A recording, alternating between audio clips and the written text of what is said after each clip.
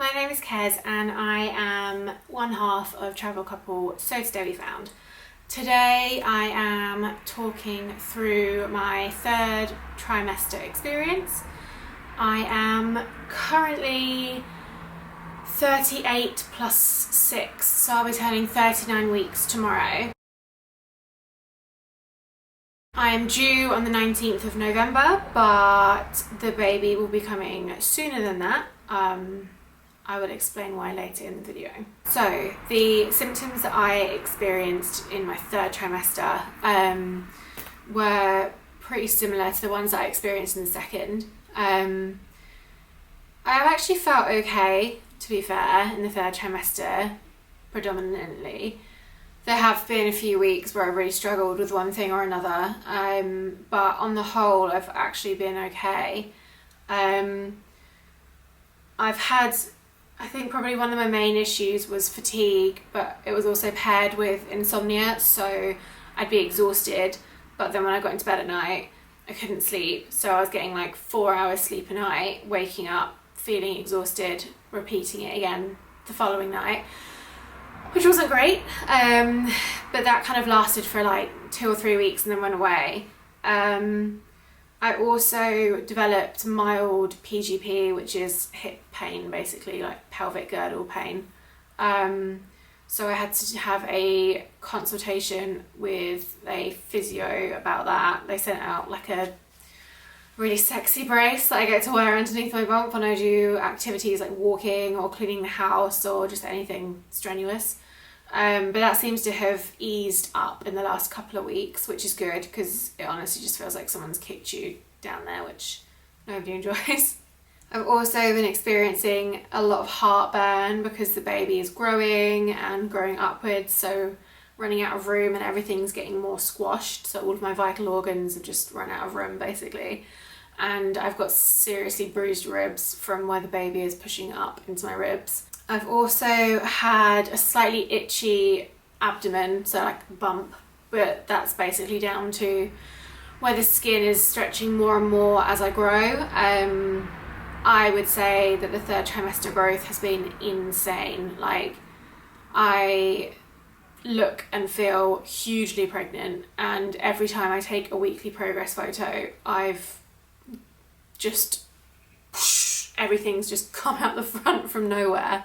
I also had like a week or two where I felt super sick, like the nausea of the first trimester was coming back, which sucked, but that's kind of disappeared mainly. I do still have like the odd bout now and again, but that's mainly caused by heartburn. It's super fun. I still feel like I have a small bump, and I get told by when I see like new midwives or random people for medical appointments and stuff, they always say to me, oh, your bump's so neat and tiny, which is nice to hear, but I don't feel tiny or neat. I feel massive. I feel like I'm waddling everywhere, constantly out of breath. Yeah, I've definitely reached the stage of pregnancy where I'm ready to not be pregnant anymore. So in the 38th week, which I'm just still in, the baby is the size of a small watermelon and weighs around 6 pounds or 3 kilograms, which sounds like a lot, to be fair. And the whole watermelon thing, like, it's just mind-blowing in more ways than one. The baby's had quite a lot of hiccups recently as well, which I feel quite strongly. When it was much smaller, you'd feel them kind of like little tickles, and they just feel like regular, they feel like regular kicks, but they've got like a rhythm to them and they're always in like one spot. Whereas now the baby's a lot bigger, when it gets them, you're still stronger in one place, but it kind of like resonates over the whole of the bump, so the poor thing like constantly sounds like it's got hiccups. It feels like maybe 3 times a day it's getting hiccups, so I'm trying to like rub what I think is its back. Maybe if that'll help, I don't even know. Because the baby's got a lot bigger, the movements have changed, so whereas when it was much smaller and it had a lot more space, its movements would be quite erratic and violent, and you'd be like whoosh, whoosh, quite a lot.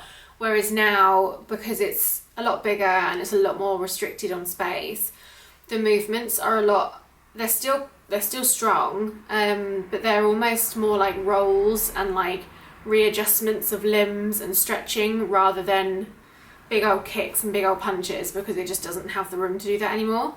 I actually much preferred the kicks because they're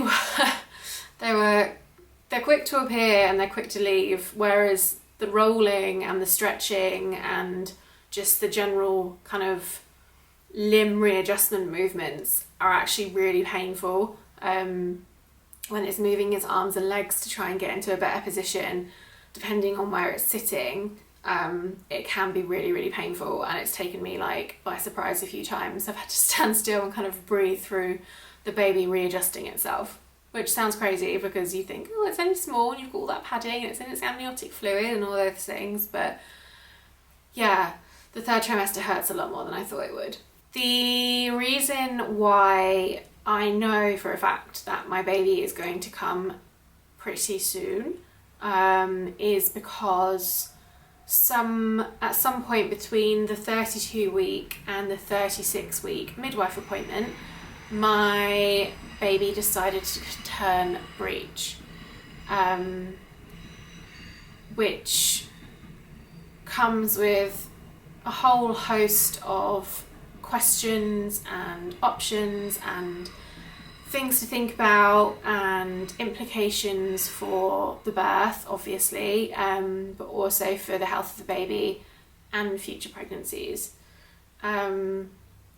So basically what happened was, at my 36-week appointment, I was saying to Sam a few weeks beforehand that I felt like the baby's movements had changed, but I mean, obviously I'm a first-time mum, I have no idea about any of this. But what I thought were, obviously it's supposed to be head down, so the movements that I've been feeling in my pelvis, I thought were its arms. And I thought that the lump that is up here was its bum, which isn't the case. This is its head, and its feet are down in my pelvis. So that would explain, in hindsight, why I've been getting a lot of activity, painful activity, down in my pelvis, because that's where the feet are, that's where all the kicks are happening. And that explains why my ribs hurt so much, because there is a human head shoved under my ribs 24/7. It doesn't move. If it moves at all, it's to push further up into my ribs, which is not pleasant. So I'd kind of had suspicions that something had happened, but I wasn't entirely sure what. The baby was still moving fine, so I wasn't concerned that anything was wrong, but the movements just seemed like they were coming from different places, or that they were stronger in an area that they probably shouldn't have been as strong in. So when the midwife did her feeling around the bump to sort of ascertain the position of the baby, she found what she thought was the head at the top and said, okay, so I think you're breech. I'm going to book you in for a scan at the hospital to confirm.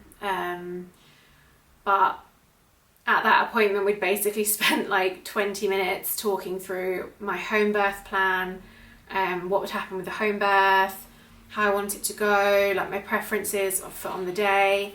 And all that just went out the window, because she said it's probably advisable that you don't have a home birth in case anything goes wrong with the birth of the baby, with it being breech, but we'll talk about more options later, kind of thing. So I went to the hospital and had a scan, and the scan indeed confirmed that the baby's head is right here, its feet are down in my pelvis.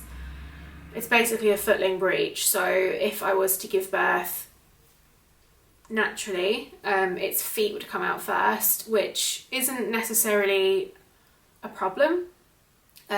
People do give birth to breech babies vaginally. It's kind of just a variation of the normal, but because it's my first and I've not experienced labour before, I've not experienced birth before, I don't feel confident going for a breech birth. I feel like I'd be too tense about it, and that would obviously impact the progression of labour, because we want oxytocin to be flowing, and if you're stressed and tense, it's going to be adrenaline rather than oxytocin, and it would just drag everything out, and then it'd be more likely that I'd need medical intervention anyway.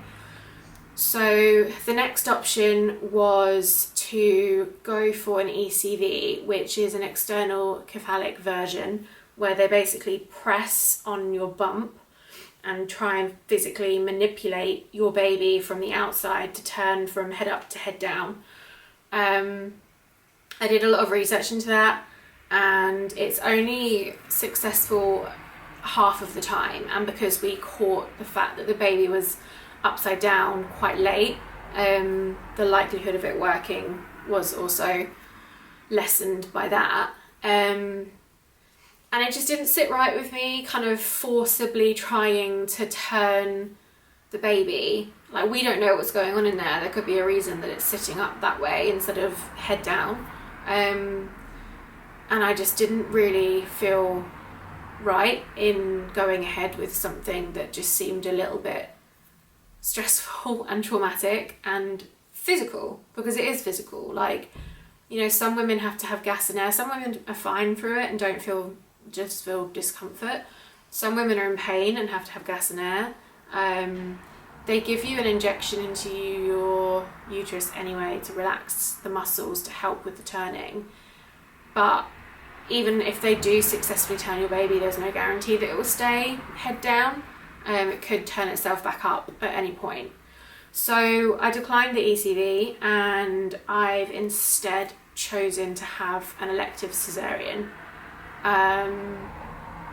which is obviously the almost complete opposite of the natural, calm, quiet, non-medicalised home water bath that Sam and I had been working towards this entire time. So I spent probably the first week that I found out that the baby was Breech trying to kind of logically work through everything and not really allow myself to feel or process any kind of emotion about it. It was just very much like, right, I've got to make a decision. These are my options. Let's work through each of the options and come to a decision. And then when that decision had been made and we went forward and have now chosen to have an elective cesarean, then it kind of, all the emotions started to creep in a little bit. And, you know, I'm not going to lie, obviously I'm gutted. Like, this isn't what I wanted.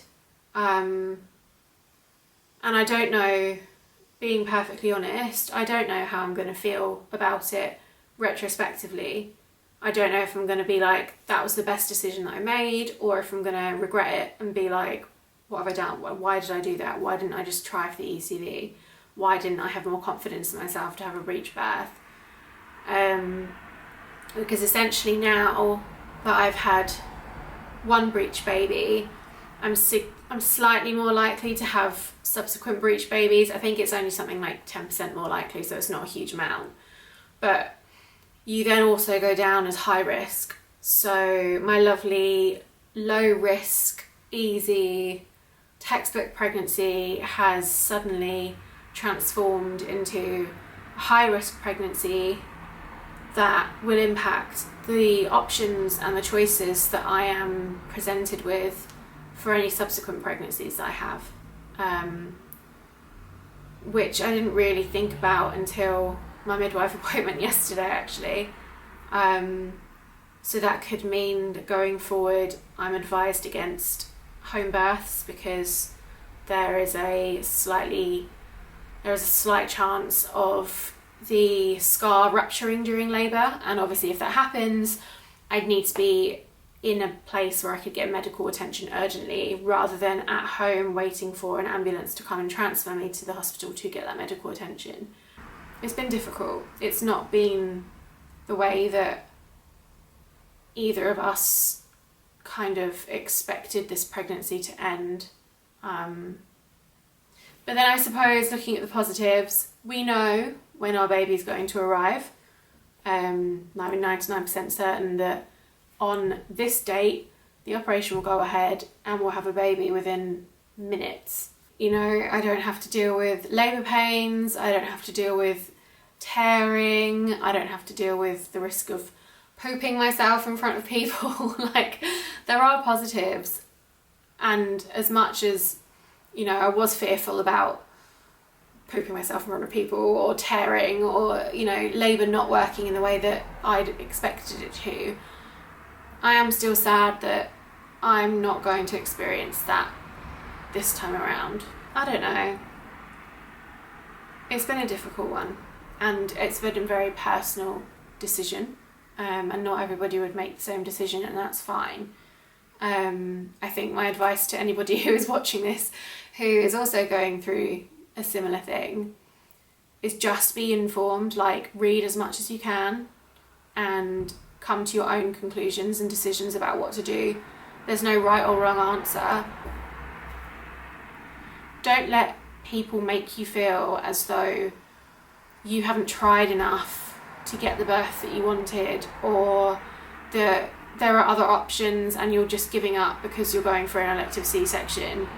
You know, that's fine. Somebody else may have gone for a breech birth. Great, good for them. If you don't feel comfortable doing that, that's fine as well. You know, like, at the end of the day, it's your baby and it's still your birth and it's your decision to make. That's my 2 cents on the matter anyway. So in general, in terms of the birth and, you know, having a baby, I'm feeling pretty positive. I'm slowly coming around to being more and more excited as the date of the procedure quickly approaches. You know, I felt that we did our NCT classes and we've done our hypnobirthing classes, and from those I feel like it's helped me to be a lot more informed and confident in the decisions that I'm making, rather than just being led down a path by somebody kind of blindly agreeing to everything as I go. Obviously both Sam and I have like first time parent worries, like how am I going to know if it's too hot or too cold, how am I going to know if it's hungry or wants something else, and at the moment as well we're both a little bit worried because I've got to stay in hospital overnight after the C-section, which is not what we wanted at all. That's essentially why we went with a home birth in the first place.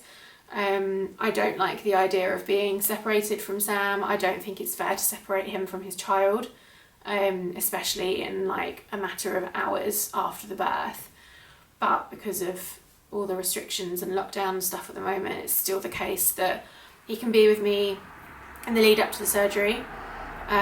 He can be with me in the surgery unless I have to go under general anaesthetic, and he can stay with me whilst I'm on the recovery ward, but as soon as I go into the antenatal ward, he has to go home, and that can be anything from like an hour or 2 hours or 3 hours after the operation, and then he won't be able to see me again until the visiting hours the next day, which he gets 1 hour of time with his kid and me. So I'm really hoping that I only have to stay on the ward for one night and then I can go home the following day.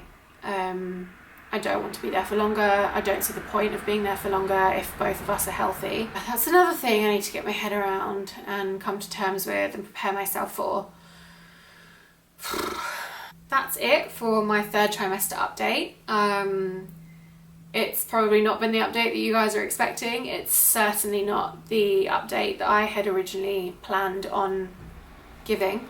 But here we are. That's life, and that's birth, and that's pregnancy. Things happen that are out of your control, and part of becoming a parent, I suppose, is understanding that not everything is in your control, no matter how much you want it to be. There's other factors at play, there's other individuals who are involved. So yeah, it's been a bit of a roller coaster emotionally of a trimester for me. Physically, I've been fine, pretty much. It's just the emotional side of things has been difficult. But I am 100% ready to have this baby, 100% ready to become a mum and to see Sam become a dad. And I am getting more excited as the days go by for the C-section, because I know that we're going to be in good hands, and my baby will be here so soon. It's crazy. I can't wait. Anyway, thank you for watching and listening to my rambles. If you are interested in following along with the birth story and parenting and anything else that I decide we're going to do videos on, please subscribe. Pop over to Instagram and our blog as well if you want more updates and more content. If you haven't already, go back and watch our first and second trimester vlogs. And yeah, just take care of yourselves.